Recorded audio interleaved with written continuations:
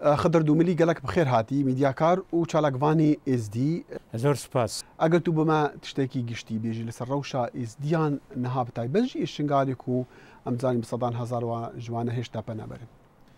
ڕاستی ئەگەر ئەم بەرێ خۆب دەنا ڕەوشە ئێزدیا بگشتی دەبیننەوە گەلک وەختێکی تەنگاو و خراپ دەنا. وەختێکی تەنگاوە چونکو هێشتا کارەساتیە بەردەوامە هێشتا ملت ئێمە هەزاران بتر 3000 ژن و زارۆکە دەستی داعش دەمایە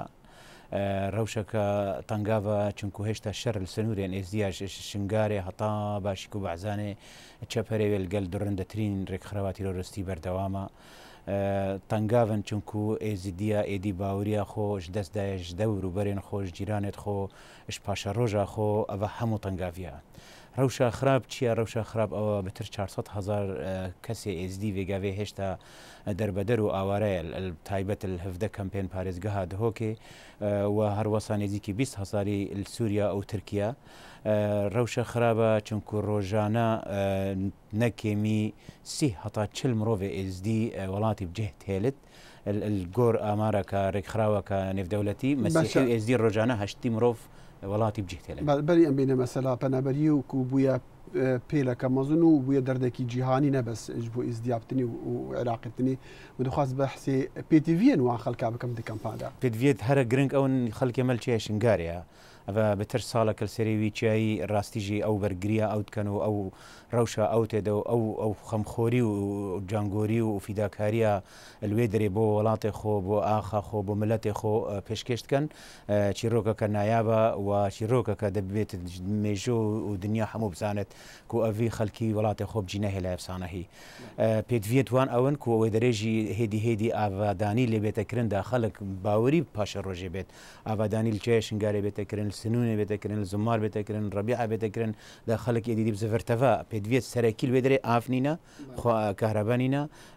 مەدرسەنینن سنترێت ساخلەمێنی بەڵام ئاسایش و تەناهینینە بەری هەمووی بەجە ئەس دێ ئێمە وێرێ ژبەرکو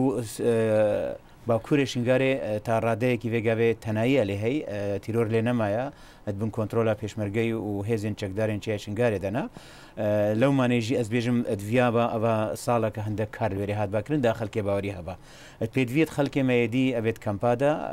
ڕۆژ بۆ ڕۆژێ خەڵکێکی هێدی ئەبێت ماید نان ئاواهەیەت نەتەمامکریدا وێ ڤەتگەرنە ناف تایبەت کۆمەلگەها شاریە و خانکێ و بەعادرێ گەلک پێویستی پێدوێت پلەزن خیڤەتن تشتێ نافمالەیە نکارنە ساناهی بچنە نافکەمپا پێدویا دیە هەرە گرنگ کۆ نێزیکی 20,000 مرۆڤی نکارەتە خوندنا خۆ تەمام بکات قوتابخانە نینە قوتابخانە تێراوان نینن ئەوە ئێک مشکلەیەکە قوتابخانێن خواندنا عربی و کوردی ئەوێ سەر حکوومەتە فیدرال و ناگونجێت لەگەل پرۆسە و سیستەمی حکوومەتە هەرێمێڤە یا سێ گەلە گرنگ ئەوە نێزیکی 6-7,000 تاڵبی یل زانکۆیە هەمووان جیهنینە ئەم هەرێما کوردستانی بەحەوی دەخواست بمە مەسەلا خانمین ئێزدی کوون دەستی داعش دەنە و گەلک شوان ڕزگار بووینە و تەنەهاژی نو کتابێک دەری خستە بزمانی عربی مرنا ڕەش دەردێ خانمین ئێزدیا دەستی داعشدا چیرۆکین گەلک غەمگینن تەنها چەند دەستی واندامانە و چەند ڕزگار بوونە ژمارە گۆر ڕێبەبەریە کاروبارن ئێزدیاک و کۆمیتەیەکە تایبەت هەیە دیف چۆناوێت چەندێت کات ژمارەن فەرمیە هاتینە تۆمارکردن کەسیان ڕزگار بە 2080 مرۆڤن 890 و تشتێک شوان ژنن یەدی زارۆک و زەلامن 3,400 مرۆڤێدی هێشتا دەستێدا هەشتەمای پتری ئاوان وێر سووریانە کاخدر ئەمزانن خانمێک دەگەلوەیە دەبێ سەفەرەوەیە ئەمریکادا و دیارە دل کۆنگرسی ئەمریکی وگەل کاربەدەستین ئەمریکیژی بەحسێ گرتناخوا بکە و تایبەتشی ئەو لە دەستی ئەمریکیەکیدا بوو ئەمریکیەکی ملیتانی داعش دەبوو شیاخۆ ڕزگار بکەن ئەو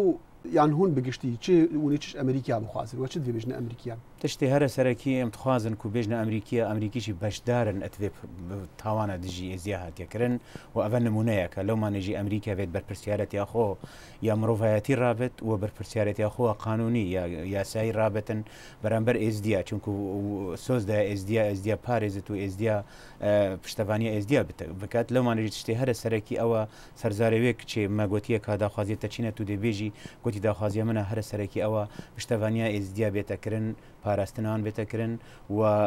کەمپینەیەک یان پرۆسەیەک بۆ ڕزگارکردنەوان ژن و زارۆکە ئەت هەمان وەخشدا هەندێک پرۆگرامێن درێژخایەن کاتێکەوە پشتەوانیەوان کچ و ژنێش دەسێدا حەج دەرکەفتین هەروەسا زارۆک و زەلامەژی بەێ بەس ئەوە ئەمریکی توبێژی بەلکی نەبە نمونەیە کە ئەمریکیان چکو ئەمریکیەکە لێ ئەندامێ داعشەیە مەقسەدێمە ئەوەکو دا بزانن و چی تاوام سەرێمە هاتی ئەمە مەقەت باوەڕنەت کرد و ئەمریکی بەشدارن ئەوێ دەژی لەومانێژی مەقسەدێمە نە ئەوە ئەمریکینە بەسدا ئەمریکیژی بەرپرسیارێتە خۆ ڕابن چونکو سۆز داینە ئێستیایە خضر دوملی میدیاکار و چالاکبانی ئیزدی ئەم گەلک سپیاست دەکەن لە دەنگی ئەمریکا